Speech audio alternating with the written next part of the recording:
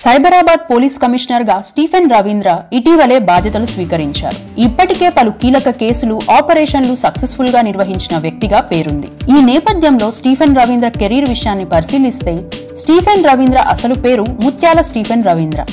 ఈయన ఫిబ్రవరి 14, 1973న హైదరాబాద్ లో జన్మించారు. స్టీఫెన్ రవీంద్ర తండ్రి పేరు ఎంబి రంజిత్. ఈయన గతంలో హైదరాబాద్ సిటీ పోలీసు పరిధిలోని ఆసిఫ్ నగర్ ఏసీపీగా చేసి పదవీ విరమణ చేశారు. స్టీఫెన్ రవీంద్ర బాల్యం హైదరాబాద్ లోనే గడిచింది. సెయింట్ పాల్స్ ఉన్నత పాఠశాల, little flower junior college, Nizam కళాశాలలో విద్యాభ్యాసం చేశారు. OU university college of science లో జియాలజీలో పీజీ చేశారు. గోల్డ్ మెడల్ అందుకున్నారు. తరువాత 1999 ఐపీఎస్ బ్యాచ్ కు ఎంపికయ్యారు. 20 సెప్టెంబర్ 1999న ఉద్యోగంలో భాగంగా కరీంనగర్, వరంగల్ తో పాటు పలు చోట్ల పనిచేశారు. ఆదిలాబాద్, కరీంనగర్, వరంగల్, అనంతపురం ఏఎస్పీ, ఎస్పీగా చేశారు. వైఎస్ రాజశేఖర రెడ్డి సీఎంగా ఉన్న సమయంలో సెక్యూరిటీ చీఫ్ గా పనిచేశారు. హైదరాబాద్ కమిషనరేట్ లోని ఈస్ట్ జోన్, వెస్ట్ జోన్ డీసీపీగా, గ్రే హౌండ్ లో అస్టాల్ కమాండర్, గ్రూప్ కమాండర్ గా, హైదరాబాద్ ఐజీగా విధులు నిర్వహించారు. ఆయన గ్రే హౌండ్ లో అస్టాల్ కమాండర్, గ్రూప్ కమాండర్ గా పనిచేసిన సమయంలో ఛత్తీస్గఢ్, మహారాష్ట్ర, ఒడిశా, ఆంధ్రప్రదేశ్, తెలంగాణలో పలు ఆపరేషన్లను విజయవంతంగా పూర్తి చేశారు. తెలంగాణలో పనిచేసిన సమయంలో నక్సల్స్ కార్యకలాపాలు అరికట్టేందుకు దృష్టి సారించగా, రాయలసీమలో పనిచేస్తున్న సమయంలో ఫ్యాక్షనిజం, హైదరాబాద్ లో పనిచేస్తున్న సమయంలో డ్రగ్స్ తదితర అంశాలపై దృష్టి సారించారు.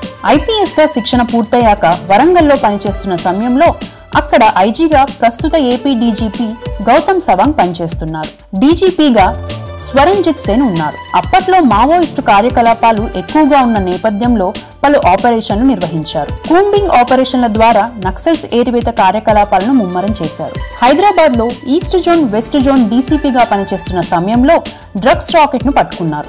గతంలో మాజీ police commissioner AK Khan drugs పై యుద్ధం అనే అంశంపై హైదరాబాద్ లోని సెంటర్ ఫర్ ఎకనామిక్ స్టడీస్ లో నిర్వహించిన సెమినార్ లో కూడా ప్రసంగించారు. అప్పట్లో ఏకే ఖాన్ స్టీఫెన్ రవీంద్రతో పాటు Mumbai police commissioner Francis, DCP Pawar తదితర అధికారులతో కలిసి డ్రగ్స్ మాఫియాకు సంబంధించి ప్రత్యేక ఆపరేషన్లు చేపట్టారు.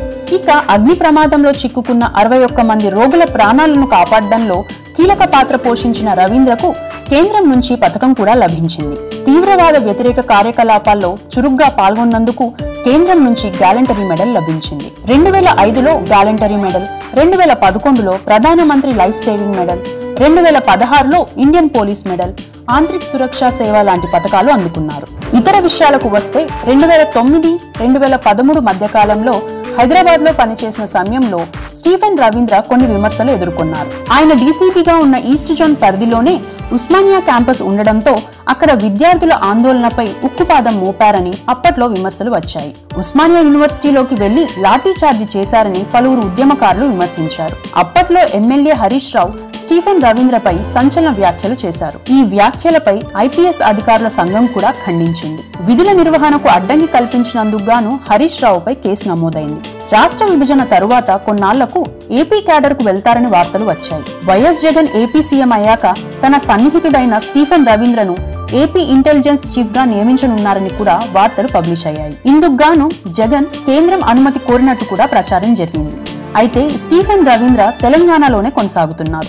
ఇక గత ఎన్నికలకు ముందు ఏపీ, తెలంగాణలో సంచలనం రేపిన ఐటీ గ్రిడ్స్ కేసులో దర్యాప్తు ఊపందుకుంది. ఈ కేసులో నియమితమైన సిట్ బృందానికి ఐజీ స్టీఫెన్ రవీంద్ర నేతృత్వం వహించారు. ఓ పోలీస్ స్టేషన్ పరిధిలో ఓ అధికారి నిబంధనలు అతిక్రమించిన వీడియో బయటకు రావడంతో వెంటనే సస్పెండ్ చేశారు. సైబరాబాద్ పోలీస్ కమిషనర్ గా బాధ్యతలు స్వీకరించాక స్టీఫెన్ రవీంద్ర మహిళలకు ప్రత్యేక భద్రతా చర్యలు తీసుకోవడంతో పాటు సైబర్ నేరాలు అరికట్టడమే తమ ప్రాధాన్యం అన్నారు.